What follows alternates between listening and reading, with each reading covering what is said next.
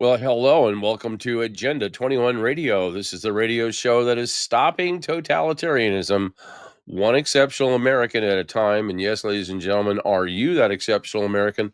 Well, of course you are. That's why you're listening to this radio show right here, right now on Agenda 21 Radio. Remember to visit our website, a21r.com. That's a21r.com. And of course, New California State. New California State, state of the future. And yeah, what a future that you have. Got a lot of things going on here, a lot of moving parts. We listened to the president in the last hour, talking to the military, um, plaudits to him to go to the military like he did, pull them all in from around the world, one place to hear one message. That I've never seen that in all my years of being a military brat and also growing up around it or being involved. It's just never seen this sort of thing happen. Good thing, I think, overall.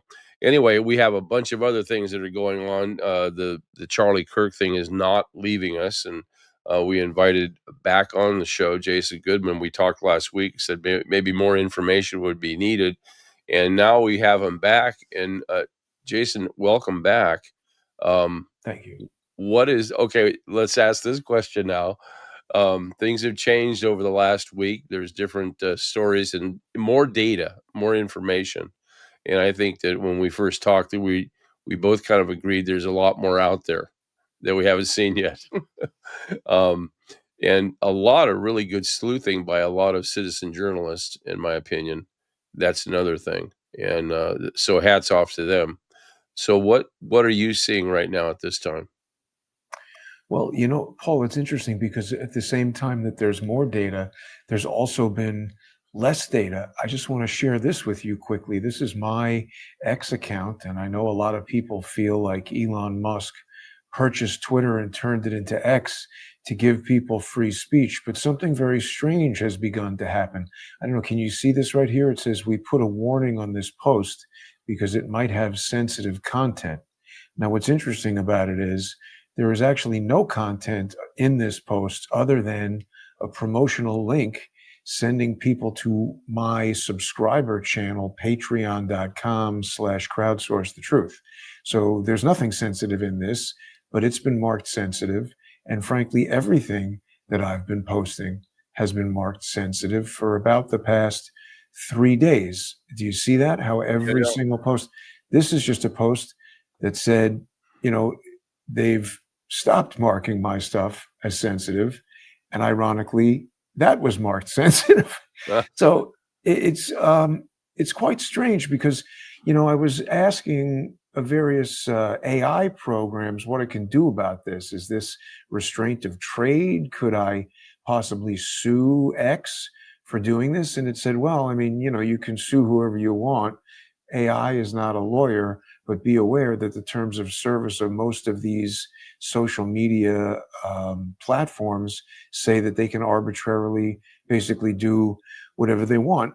And the thing that's really strange about this, Paul, is that, you and I spoke last week about these drones that I had found. I searched our friend Adam Bartholomew's video. He's got a YouTube account and a Twitter, an X account called Life is Driving.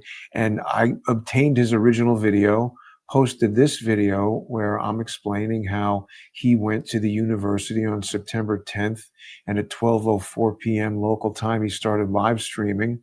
He had no problem for 19 minutes and 1 second before Charlie Kirk was shot.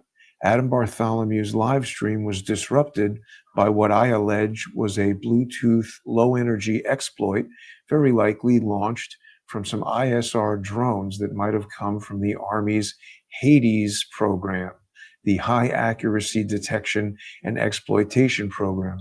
But anyway, this was a very popular post here on X. I pointed out how many of the items in the video were in fact birds and insects, and I pointed to various characteristics, the flight characteristics, the obvious wings, etc. I didn't just say every dot in the sky was a drone. And you can see 2.6 million people saw that in about a day, got a lot of attention. I don't have a very big X account at JG_CSTT. So 2.6 million, and certainly in that amount of time, is one of the biggest posts I've ever had.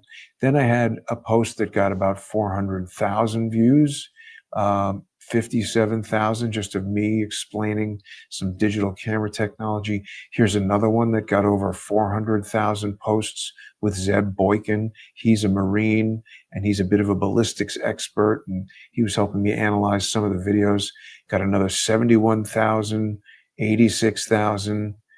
796,000. This is talking about the Army ISR jet in the Hades program that may well have launched this exploitation that disrupted Adam Bartholomew's unauthorized broadcast and recording of the event.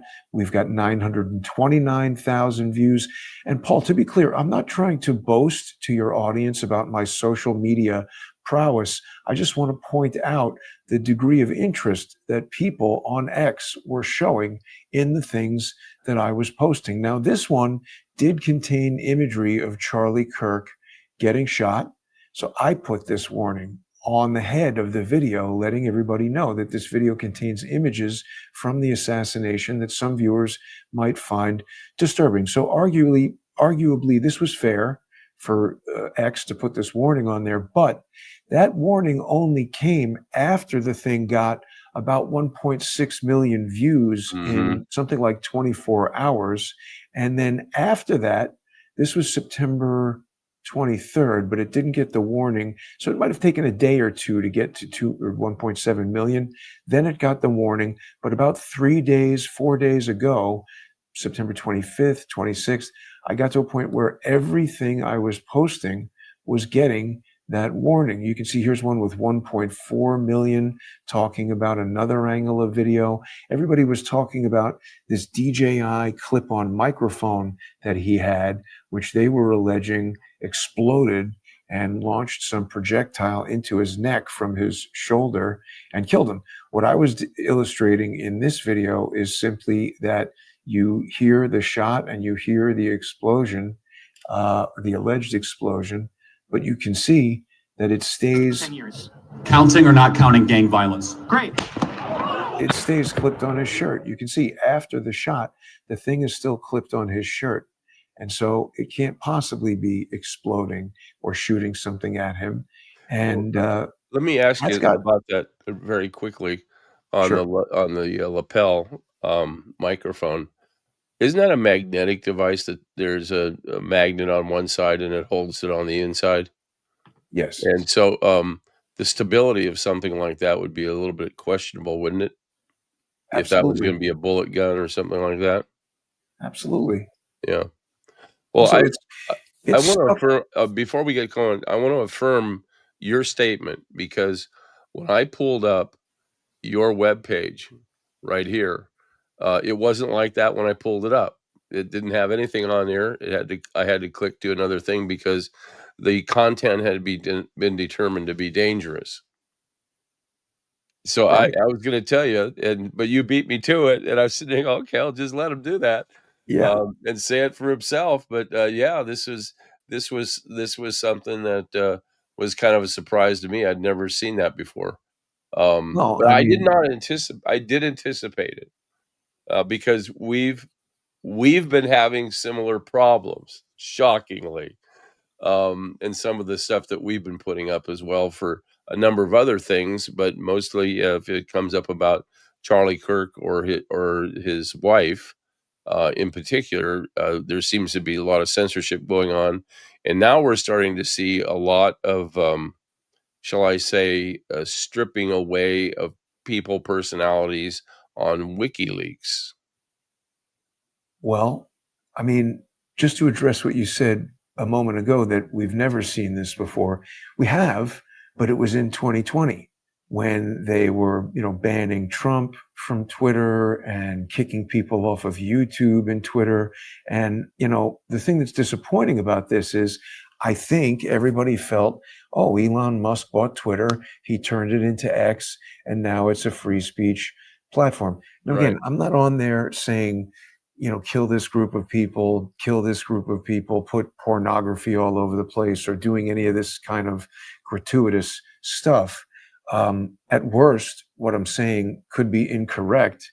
And other people should be able to use their First Amendment right to freedom of speech to refute anything that I'm saying. But it's very troubling to me that this material has been so hidden from X and viewers, because it's not just my First Amendment rights, it's everybody's First Amendment right. You have a right to read this and make up your own mind. I'm Well, not forcing anybody to believe anything that look I how say. dependent you and I are on the First Amendment here.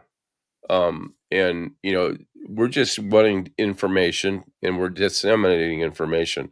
We're not trying to say go out and do this to that person or do anything dangerous.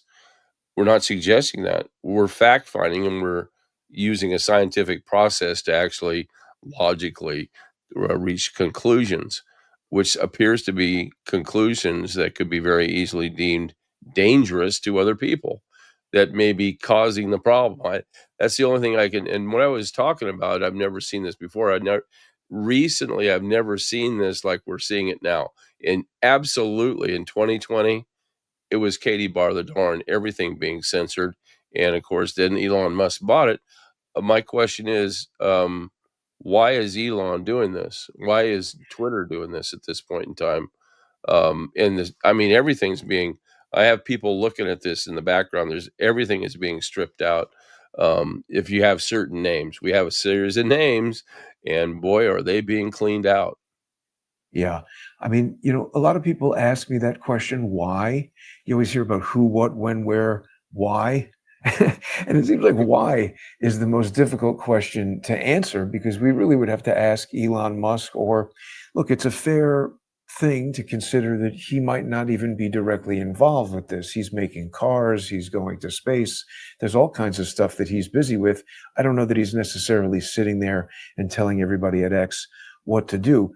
But before we go into some of the scientific elements that I've evaluated to come to the conclusions or to develop the hypotheses that are being censored, it would seem, from X, and I will hypothesize. You asked why. I don't know Right. why, but if I had to guess, I would say it's not because the things that I'm saying are false.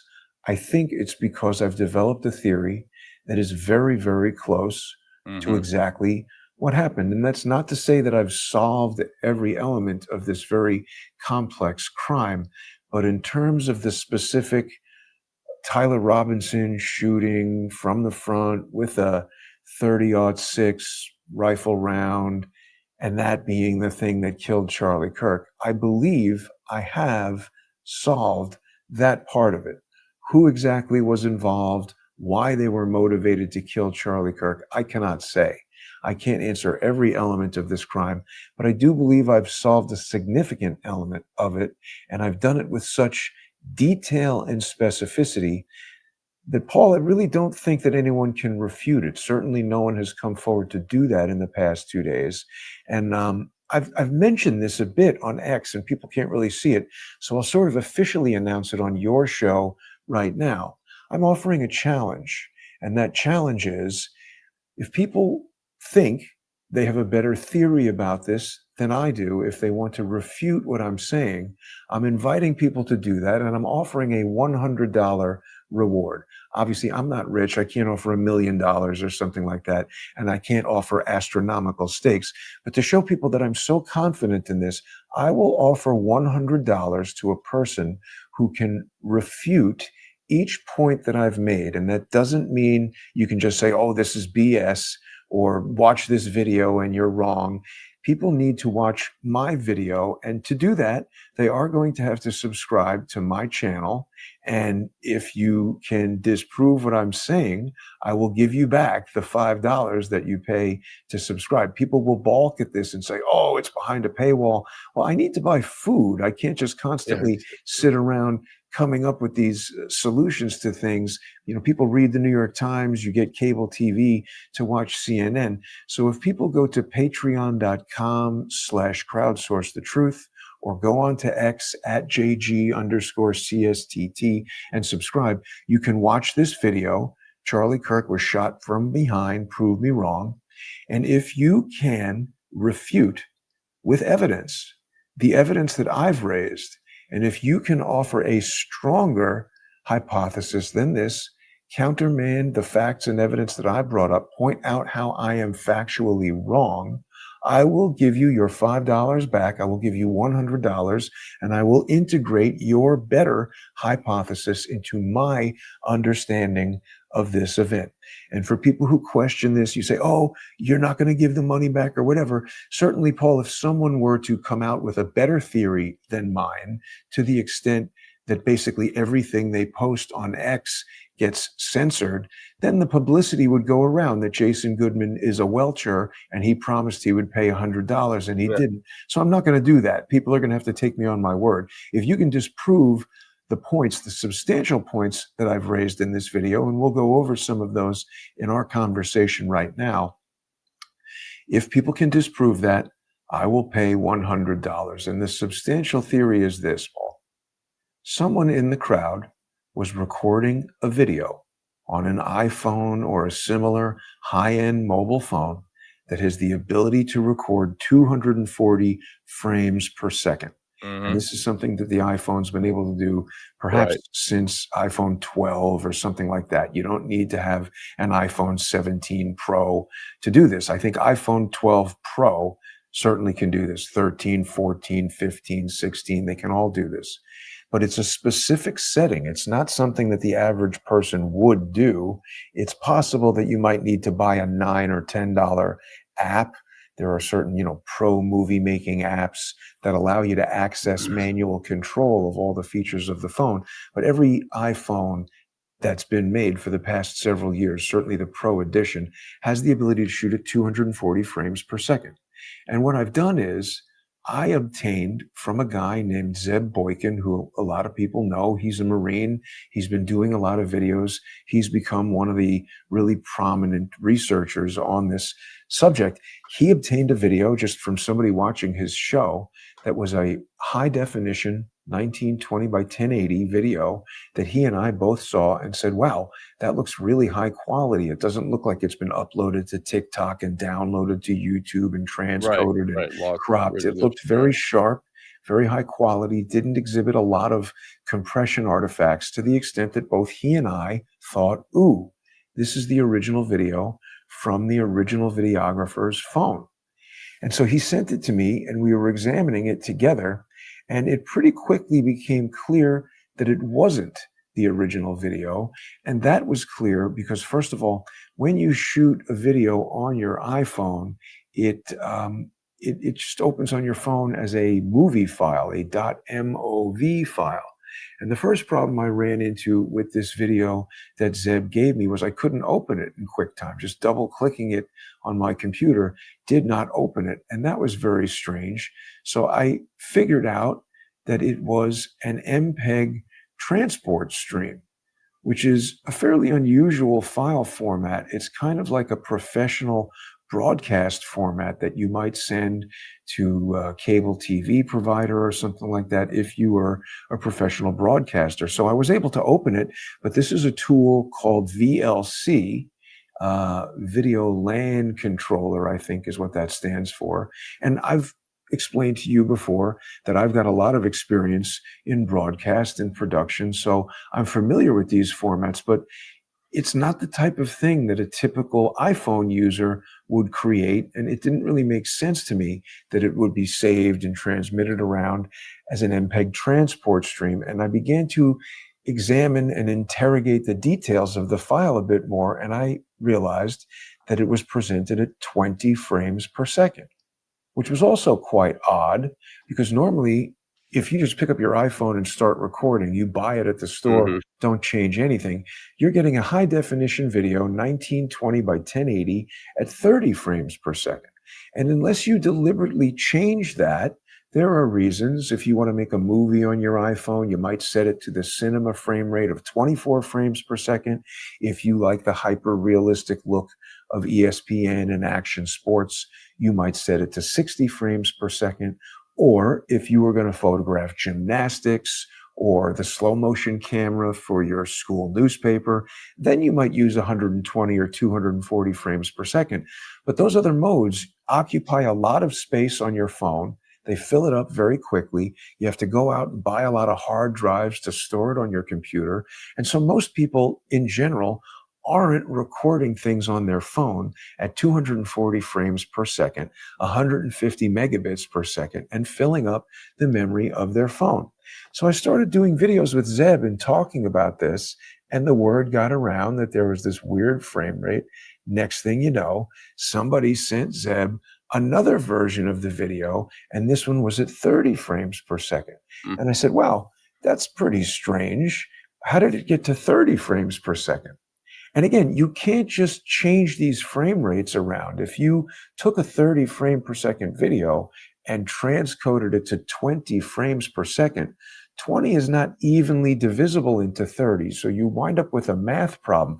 The video would either play very slowly, or you drop certain frames in such a way or combine certain frames in such a way that the motion would look strange and artificial. And it might not be immediately noticeable to the casual viewer, but as a video production professional and someone who's been very involved in visual effects, these types of problems I've become very attuned to over the years, and I didn't notice any of these problems in either of the videos.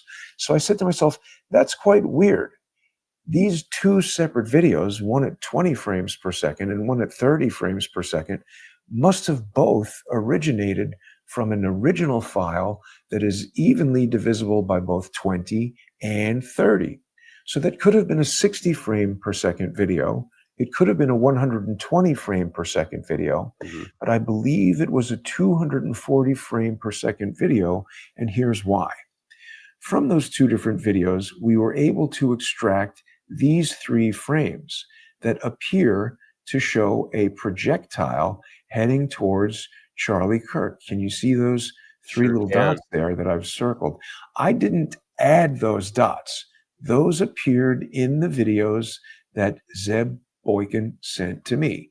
These two came from the 20 frame per second video, and this one came from the 30 frame per second video. Now, just to remind viewers for a quick moment, the way you're going to derive a 20 frame per second video from an original that's 240 frames is to divide by 12.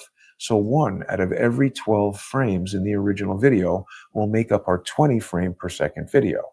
And to get a 30 frame per second video, 1 out of every 8 frames will be used. So we divide by 240 divided by 8 to get the 30 frame video, and 240 divided by 12 to get the 20 frame video. And what that means is the resultant videos are using different frames.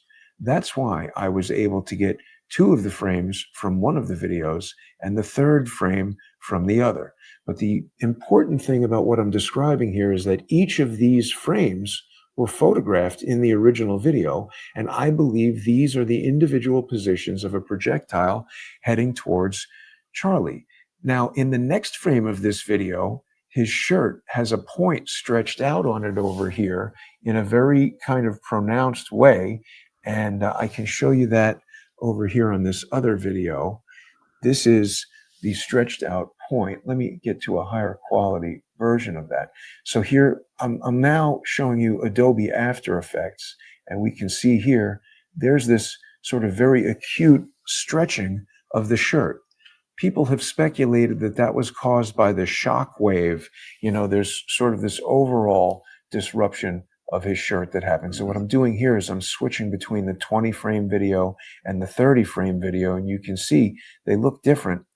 Here's more of the disruption of the shirt that we get from the 30 frame video than what we got from the 20 frame video. But the 20 frame video does seem to exhibit better sharpness, less recompression, and we only have that one frame. The shirt doesn't get disrupted in quite the same way, but that's a very kind of pointy, what I'm calling an acute disruption of the shirt. And that's the next frame after this one where the dot is closest to his head. And so what I'm proposing is this was shot at 240 frames per second, and this projectile is moving at approximately 500 feet per second. That matches the muzzle velocity of the B&W M50, which is the most powerful air pistol manufactured today. I'm not saying that that's exactly the weapon that was used. I'm just saying that is an example of an air pistol that can fire projectiles of various calibers at 500 feet per second, and at close range, hitting somebody in the back of the head with that could easily be fatal. And I arrive at that 500 feet per second with this scale down here. Now, it's very difficult from this two-dimensional video image to calculate feet, inches, etc. But we can have sort of a generic scale for the video just based on the distance, because we have these 3 points that are essentially equidistant. They aren't exactly equidistant, but keep in mind the phone is not recording exactly 240 frames per second. It could be 238 frames per second, 242 frames per second, and it may even vary throughout the course of several seconds of recording. It doesn't have a crystal oscillator locking it to 240 frames per second. It's just shooting approximately 240 frames per second every second, and then assembling those into a motion video. But if we do a calculation of the distance traveled by an item moving at 500 feet per second in 1/240th of a second, it's approximately 2.08 feet. And we know that Charlie Kirk is 6'4". So seated here, we're looking at about 3 feet of his body. And as I look at the distance between each of these projectiles, it seems to be pretty close to 2 or 3 feet. Yeah. Maybe it's 2.5 feet, maybe it's 19 inches, maybe it's 3.5 feet, but it's not, 20 feet. And so we're moving at something near 500 feet per second and photographing at 240 frames per second. So these 3 dots are essentially equidistant. What happens in this next frame that we observe in After Effects is the thing has penetrated the base of his skull. If you put your fingers at the back of your head and just feel right in the center of your neck, there's a point there where, your skull basically starts or ends, sort of right here. And there's soft tissue there. It's skin, it's muscle, it's tendons. If a projectile going 540 feet per second entered right there, I think it would deflect off the base of his skull. It moves downward from this position at the back of his head. It moves downward, deflects downward about 19 degrees, comes out the front of his neck and catches the shirt collar. But this low muzzle velocity projectile has lost so much of its kinetic energy by penetrating his head, not penetrating his skull, but hitting the skull, penetrating his skin, penetrating the muscles, maybe severing his spine, certainly damaging it. Not the bone of his spine, but the spinal column, the nerves, and all that coming through his neck, coming through the muscles in his throat. Then it pops out the front of his throat, and that's why we see that wound. That experts are very confused. Some say that's too small to be an exit wound; it's an entrance wound. But then people say it's too big to be an entrance wound, and there's blood coming out of it, which is sort of atypical for an entrance wound. So again, I'm not a ballistics expert, but I am looking at the commentary of many people who are. And what I observe from that is there's a lot of disagreement among medical experts and ballistics experts as to the nature of this wound. Is it an exit wound? Is it an entry wound? Is it caused by a 30-06 round, a 223, a 5.56? People can't quite decide what did that. And that causes me to suggest that it's a novel thing that we're looking at here. We don't have people who are experts at looking at hundreds and hundreds of wounds from a 500 foot per second projectile fired through the back of somebody's neck that pops out the front. But I allege that's what happened. And by the time it came out the front of his neck, creating that exit wound, it had lost so much of its kinetic energy that when it got caught on his shirt collar, it just basically had enough energy to stretch it out, get caught in the shirt like a net. And when the shirt fabric relaxed, that projectile, we can kind of see it rolling around the front of the shirt there, right? I'm going backwards now. He's hit in the head by the projectile. It catches on the shirt. He's already dead. Now it's rolling down the front of the shirt. We see a little bit more disruption on the shirt. It's down out the front. Now we see the exit wound starting to bleed on the front of his neck. I mean, this is fractions of a second later that these things are happening. We see now a lot of blood coming out, and Yeah, now, that is an incredibly good shot right there of him bleeding from the front. well, and All let's the talk about everything that as well. right, it's bleeding That from is the a front, shot, it's not from the side. right? As what the other shots originally showed was that, it was bleeding from the side, or it looked like it was gushing out, which that's not the case. It looks like that's a saturation of the blood on the shirt, which kinda gives you that visual. The question I'm looking at here is it there's no sound. The gun that you're talking about there, with a very low velocity, is kind of like the perfect weapon to be used there, in my opinion. But where is the report of the gun coming from? Well, I'm I glad mean, you asked. I've got an explanation for that as well. I bet you do, and I think it's the same one I'm thinking about. But This go ahead. This is something called the digital trigger, Digi-Trigger 2.2. So this is a Uh-huh. second generation product from some gunsmith military type guy where you can replace the AR style trigger in your gun with this device. And it's got a programmable component. I think you plug it into USB and you can put it into different modes and things like that. If you're a sniper, you can program it for sniper shooting. If you want one trigger pull to fire 2 bullets, you can program it for that. Again, I'm not an expert at gunsmithing or even firing guns, but I've seen videos made by the guy who invented this digital trigger, and he says, "Don't you got to check the local laws in your state, and you're responsible for using this in compliance with the law." But it's a digital device that allows you to program a gun trigger to do various things. And I can tell you what I do know about digital devices, which is if you can program one digital device to do Mhm. something, you can synchronize multiple digital devices to act simultaneously.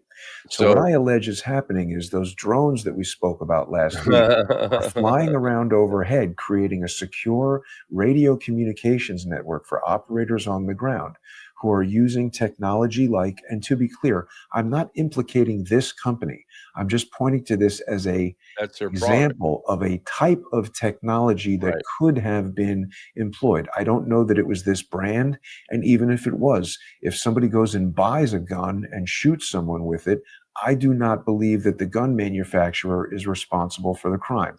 This is just equipment. And whether this or something like it were used, it could have been arranged in such a way that someone on the roof with a rifle had one of these, and someone with the air gun behind Charlie had one of these.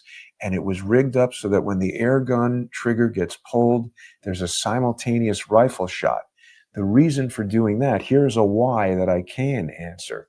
The reason for doing that is that if there was a conspiracy to murder Charlie Kirk, the people doing it would know that people like you and I exist, and we were going to examine every single Right, aspect of right. this, and they would want to bake into the cake distractions, tricks, deceptions, and things to throw us off the scent. But the problem is, as with any lie, the more complicated you make it, the more fingerprints there are on That's it. right. And if we look at it carefully, we can unravel it no matter how sophisticated it is. Well, one of the things that um, back in the day, my back 30 years ago, I hate to say it's that long ago, 30 some years ago, a very close friend of mine was the inventor of the phalanx missile defense system that you find on ships, with the big white dome and depleted uranium slugs. And he taught me a lot about that, and probably some at that time was probably classified, but he taught me a lot about multiple abilities to track targets and how many they could track and what type of systems and things like that. So we have now, I believe, entered an era in which you can have that capability already at hand for small things like this. This isn't a phalanx missile defense system, but the theories are pretty much the same to coordinate to a single target a whole range of activities, which Yeah, those I mean, computers can do. Um, Well, yeah, I mean, I think everybody knows that you've got very sophisticated computer technology. I mean, frankly, like I said, even an iPhone 12, which is several years old at this time, is many orders of magnitude more powerful than a desktop workstation that you oh might have yeah, been using in 2005. So the processing power, the networking power, the imaging power, I mean, it wasn't that long ago that 240 frame per second high-speed photography was an extremely specialized thing that required a whole, cart with camera equipment and computers and all that. But now someone could just pull out an ordinary iPhone. And I want to address one of the comments that you made earlier, that it was, and for lack of a better word, such a good shot. I think you mean from the vantage point of examining this event with critical detail, you couldn't be in a better position than this. right. This to me is a reconnaissance video where the people doing this want to understand how the mission was executed. They want to study it.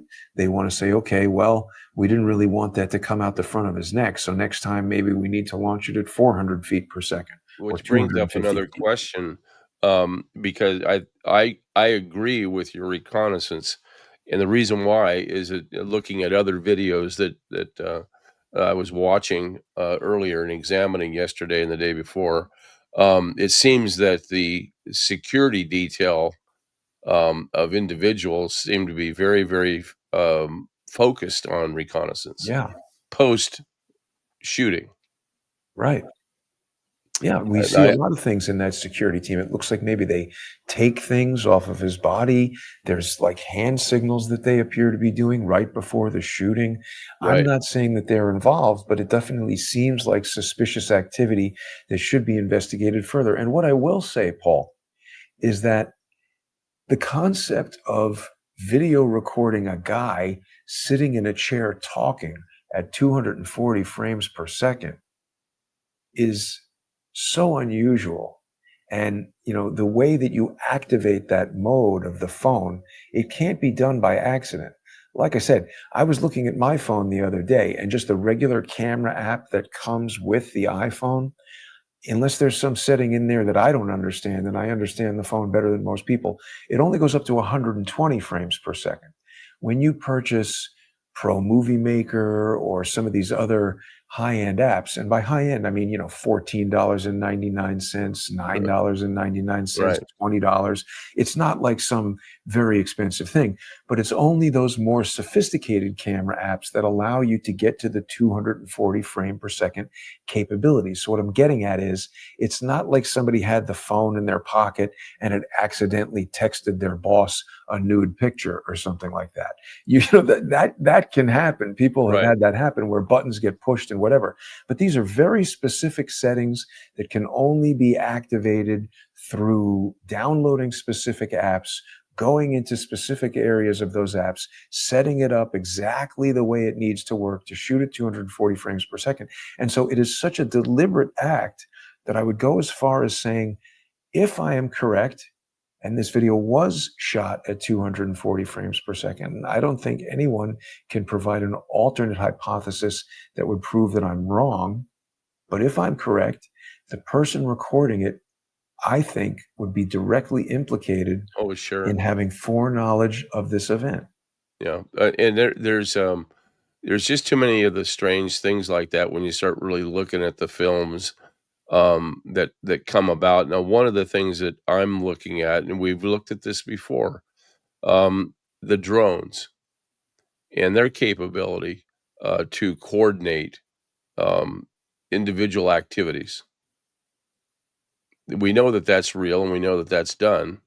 Um, and even one person being able to control all the activities of these drones and their activities.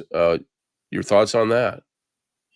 Yeah, I think that's definitely true. I mean, as we discussed earlier, you and I were talking about these drones last week. And I think that look, everybody has seen these commercial drones, and we have a good idea that you can buy for 2 or 3 or 500 bucks, a little DJI drone that you fly around like a remote controlled thing, and you can make videos. But I think that there are probably a lot of capabilities in terms of autonomous flight that we don't know about. I'm just again, showing this video where I identify birds versus insects Right. versus drones. And I think what we see at the end of this video is something that we weren't intended to see. Because remember, this video is showcasing how Adam Bartholomew's live stream was disconnected 1 second before the shot was fired. And that seems a little too coincidental to be a coincidence to me. He's talking to these guys. He's walking all around campus. He's recording and live streaming to YouTube for 19 minutes. Here we see a wasp or something. The segmented body is flopping around as the wings, it ambles across the frame. Very small insect, magnified here, 1200%, 2400%, something like that. And then, boom, there's a shot. What was that? Okay. So the only reason we saw this is because Adam Bartholomew had triple redundancy on his recording. This was supposed to be, I allege, shut down by an exploit, an electronic exploit from the High Accuracy Detection and Exploitation System, the U.S. Army Hades program. That's what they're telling you it does. It has high accuracy in detecting enemy threats. Here comes a surveillance drone. That's a reconnaissance flight. I say, Charlie has just been shot. We do one orbital with a similar type of camera, 240 frames, maybe more. Maybe this is 1,000 frame per second camera, and one orbital flight like that gets us lots and lots of pictures of what's going on the ground, transmits it back to that jet so they can be analyzed. Yes, the target is down, no civilians injured. Okay, let's bug out. That flies overhead while everybody's running for their lives. Nobody knows what's going on. Here comes another member of the drone swarm. This thing's flying in a different pattern, and it seems to be emitting smoke. In my opinion, that is either a lithium polymer powered electric drone that's overheating and about to have its batteries catch on fire, or it's a long range, long performance, hybrid electric gasoline powered drone burning gasoline. And here comes another type of perhaps reconnaissance drone flying quickly overhead. It's smaller. Maybe it's quiet. Maybe we feel with all these people running around screaming, we can insert something like that now, and the buzzing of its flight will not be noticed by people running for their lives. This looks like another one. Again, I would presume these are reconnaissance drones. And prior to these flights, we don't have video of this, but there might have been other drones perhaps flying overhead that were establishing a radio communications network. I don't know that. I'm surmising that because we know there is an Army ISR jet that's involved in intelligence, surveillance, and reconnaissance. And it's part of the Hades program. It's got high accuracy and it detects things and it issues exploits. I think we have good evidence there that Adam Bartholomew was the victim of an exploit. His electronic communications were shut down by electronic interference so that he couldn't record all that stuff that we just saw. And the fact that he did, and the fact that I figured it out just from watching his YouTube show, contacted him, got the high quality camera original recording, the backup recording from his iPad. The camera original recording was also disrupted by this exploit. iPad was not though. No, his SD card in the camera did not record because that camera has iOS Bluetooth in it, and I think it was subject to an exploit. Who knows? Maybe they even identified quickly the brand of camera he was using, searched for his appropriate exploit, and hit it with an exploit. They didn't know he had an iPad in his backpack connected by USB over Ethernet, also recording.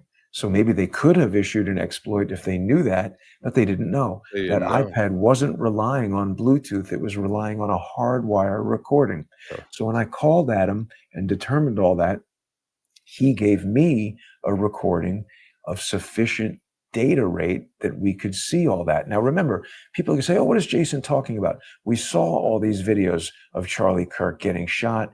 We saw, 5, 6 videos came out that day. But what you'll notice, Paul, is in each case, without exception, those videos have been very decimated. And when I say decimated, what am I talking about? I'm saying they've been transcoded, they've been cropped, they've been blown up, they've been damaged from their original quality. And I'll show you a little example of what I'm talking about. So right here, This is a big blow up from this 20 frame per second video of Charlie Kirk. And it's got a certain degree of sharpness where when I switch now, you can see how much more blocky this is. This is the 30 frame per second video. It's much blurrier. It's possibly a little bit difficult for people to tell because our live stream here is being subject to its own recompression and further decimation of the signal that I'm sending to you. But here's what I have as the first generation video, and here is a recompressed version. You can see there's less detail there. So every time someone does that, we lose the ability to discern these tiny little dots. Is it a drone? Is it an insect? Is it a bug? So what I allege is going on here is there was a media campaign to go along with this conspiracy to assassinate Charlie Kirk. And there were certain people embedded in the crowd who provided videos that were controlled, that before they went out, they were recompressed in a certain way, they were screen captured in a certain way, they were put out at a certain resolution, at a certain bit rate to There's a mask, narrative developing. yes, to fool people into thinking, oh my God, I saw a video of Charlie Kirk and he was bleeding profusely. And yes, the video was clear enough to see that. You know, you and I remember the days before you had VHS tape and could record television shows. Yeah. And the first time you saw a VHS tape or Star Wars on VHS, you sat there and watched it and said, oh, that's cool. I got movies at home. If you looked at that now and compared it to a high definition video, you'd say, I can't believe I ever looked at that. It's such a blurry, low Eyes were failing resolution. me. Right. But the point is, when you see a shocking video like that, it leaves an impression on you. You know what Charlie Kirk looks like. You've seen him many times. You see it's clearly him there. He's in motion, but it's insufficient resolution to really determine all the types of details that I'm talking about. And I just don't understand why this alleged 240 frame per second video was ever released at all. But it was released in a decimated format, first only 20 frames. Perhaps whoever did that thought this will leave out all the details. Maybe they didn't notice the things that I noticed. And they said, oh boy, in this 240 that's frame the per other second thing, video. that, you know, your background and your training, you've got the eye for this, where you're gonna clearly see these things happening that no one would ever. They're not trained to do this. This is what you do, and this is one of the things that I said to myself when this all happened, because I watched the first shot. I had my own theories about it, low caliber gun, because and then they come out and they say, well, it's a Mauser or something like that. And I'm going, wait a minute, that's a high cat. That would have blown his head off. So there went that theory. So you had to look small, and you knew that there was a lot more to this than what met the eye. What really got to me with one of the big things, and I know we have to run for time, but one of the things that got to me was they just sterilized the crime scene inside that tent. And I was watching that. I'm going, there's no way that anybody who's a security person, a real security person, is going to allow that to happen.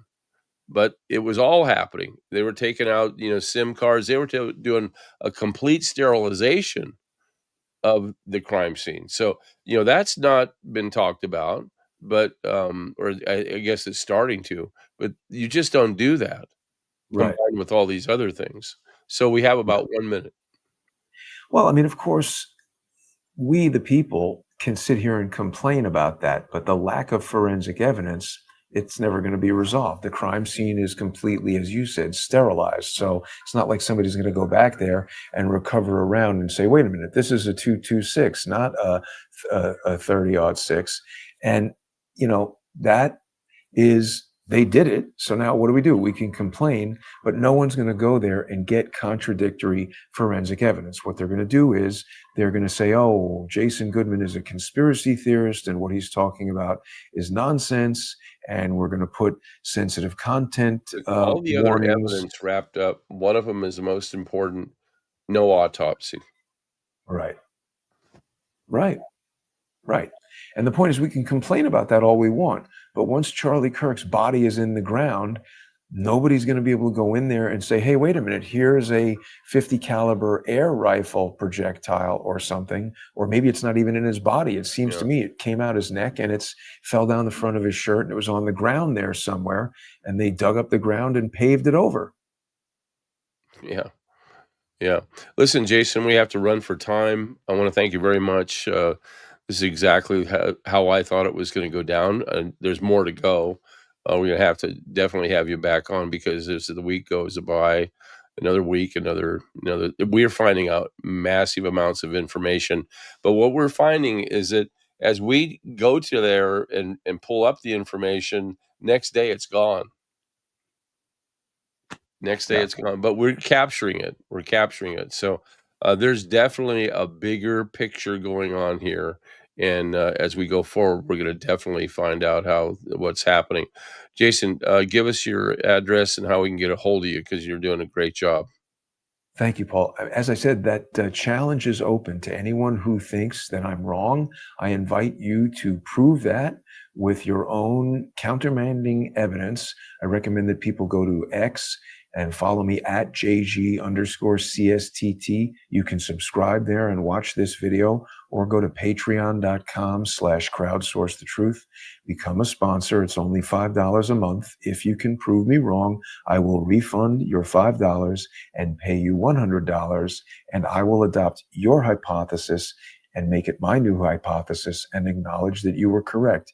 But it's got to be evidence stronger than what I've just presented to refute what I've just said, because this is a very well formulated scientific hypothesis based on photographic evidence.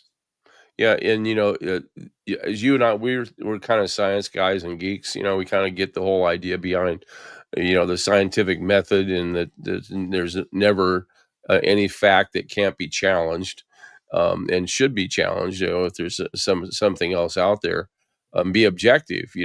But on the other side, they just don't understand that. Well, maybe they do understand that. They just are now covering up like crazy, and this is the most intense cover up I've seen immediately following one of these incidences.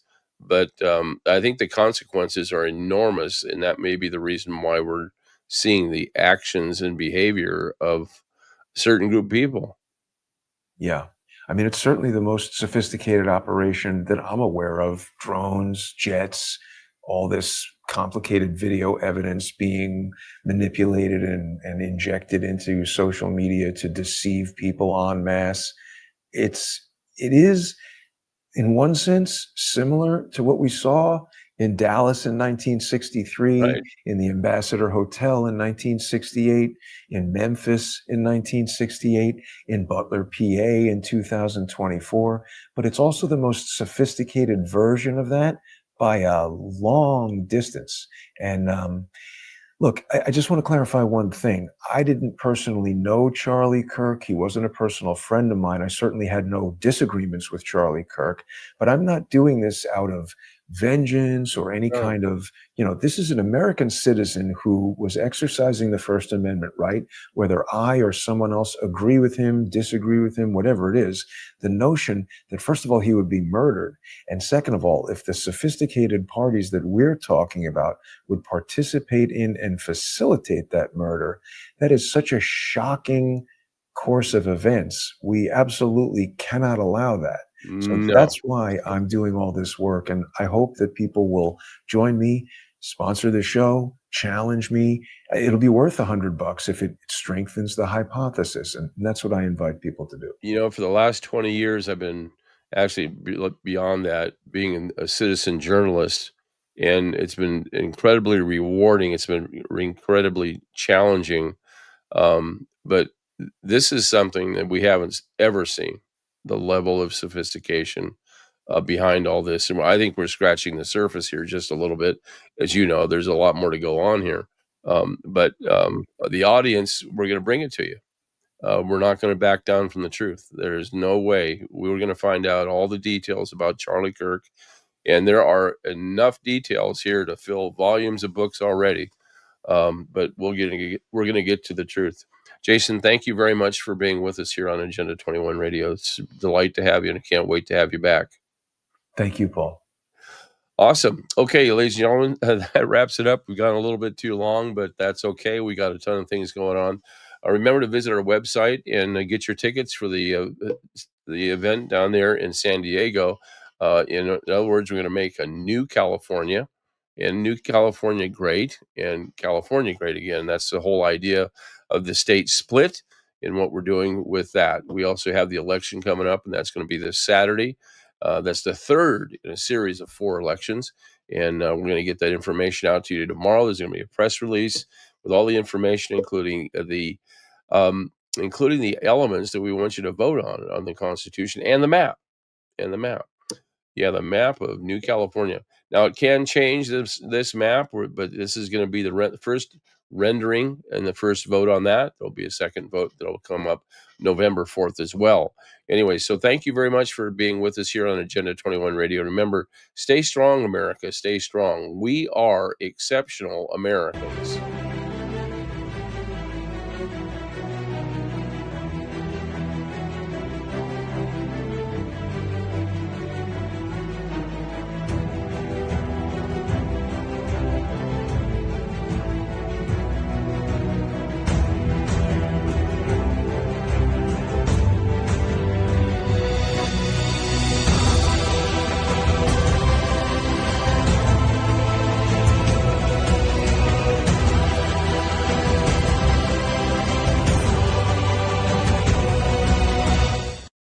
We're sending out an SOS to the last vestiges of freedom, democracy, and the American way of life. Paul Preston with Agenda 21.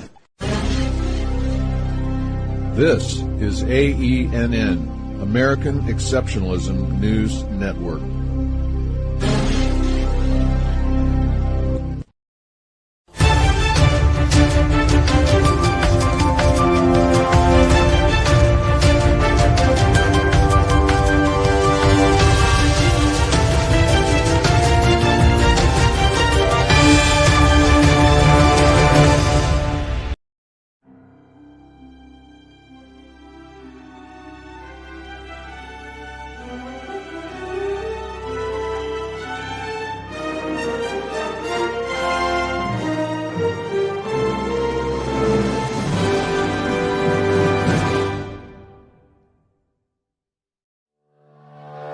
You're listening to Paul Preston's Agenda 21 Radio.